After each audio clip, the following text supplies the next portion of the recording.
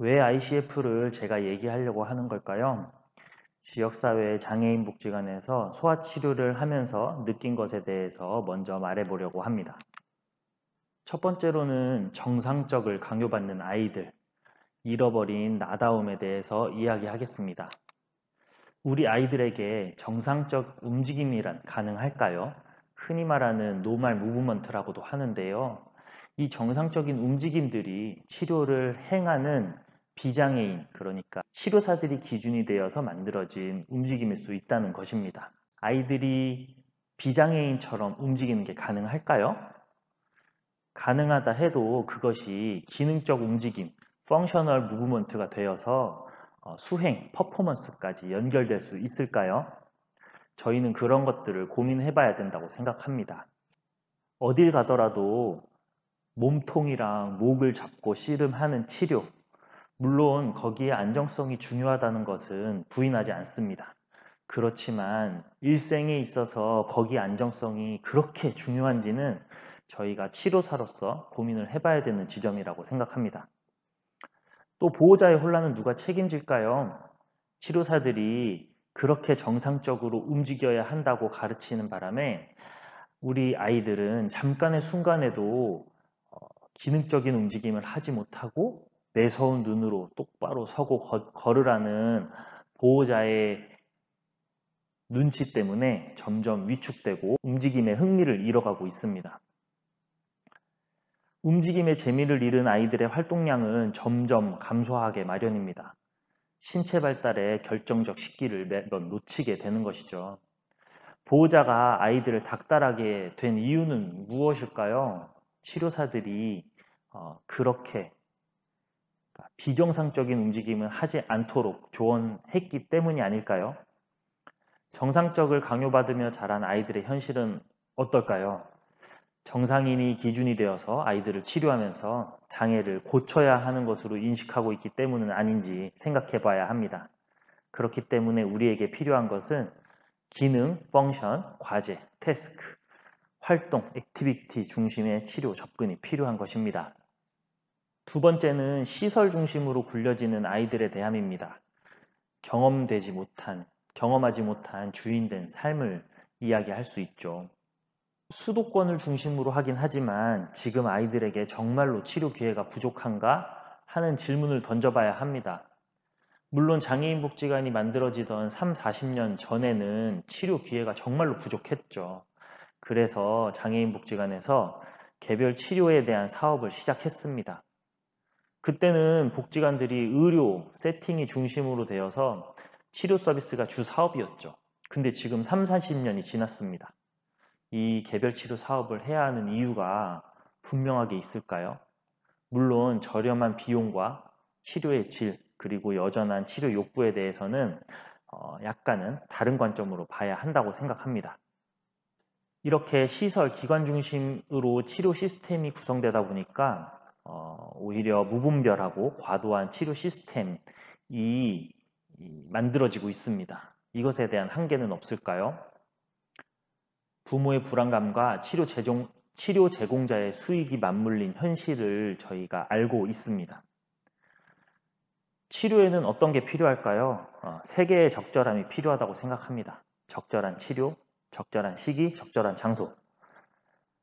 이런 것들이 가능한 구조적 시스템은 어떻게 만들 수 있을까요? 신조어, 재활, 난민을 사라지게 하는 방법이 병원을 짓는 것, 치료 기회를 늘리는 것 말고 있다면 우리가 충분히 그런 것들을 적용해야 하지 않을까요? 우리에게 필요한 것은 무엇일까요?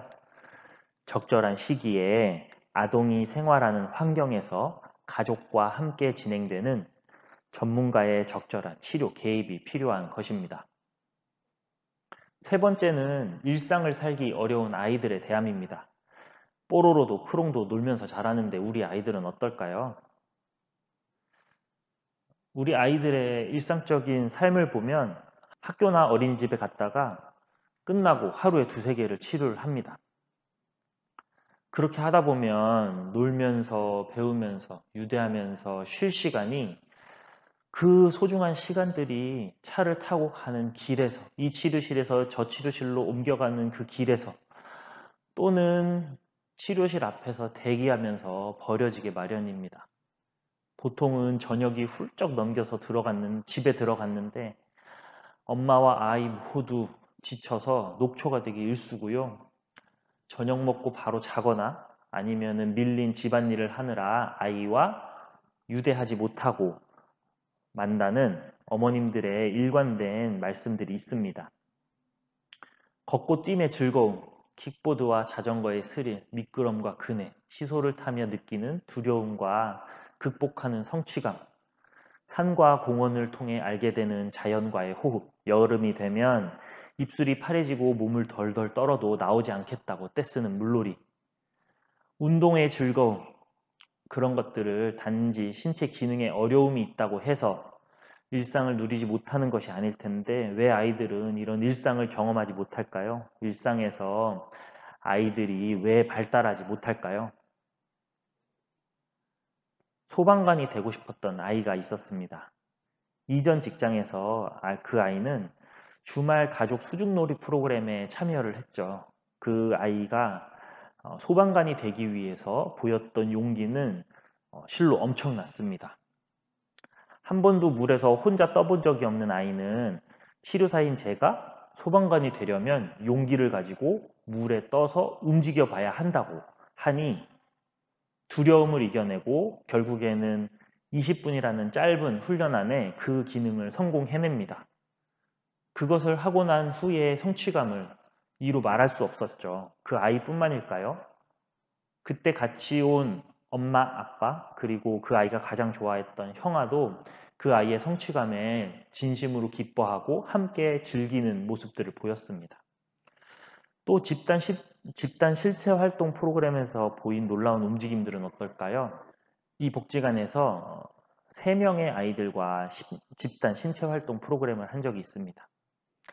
보통 치료실에서 하는 정적인 치료 혹은 활동을 최대한 줄이고 정상적인 움직임들을 하는 치료를 하다가 그 신체 활동 프로그램에서 아이들은 마음껏 움직이고 약간 모양이 예쁘지 않아도 스스로 하려고 하는 모습들을 너무 많이 보여줬습니다.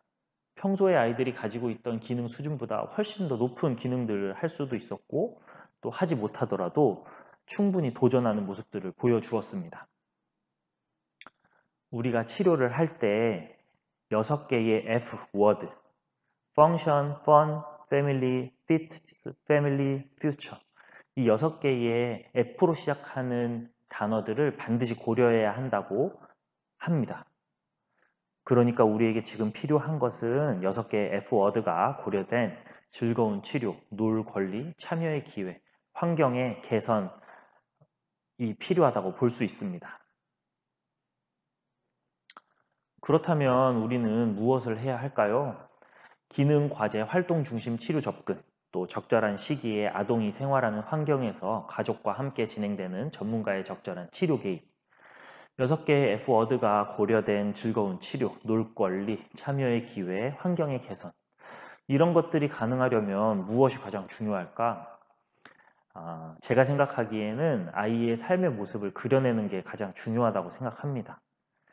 이 장애라는 요소가 아이의 전부가 아닐 텐데 그 요소가 아이의 삶에 어떤 모습을 미치고 있고 그로 인해 아이가 무엇을 원하고 성취하고 싶은지 또 아이를 둘러싼 가족이 그리는 삶의 모습이 무엇인지 아는 것이 가장 중요합니다.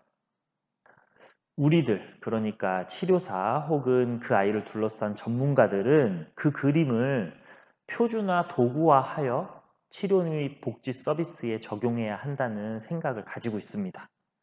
그렇기 때문에 ICF, International Classification of Functioning Disability and Health가 그 수단이자 방법이 될 수 있을 것이라는 확신이 있습니다.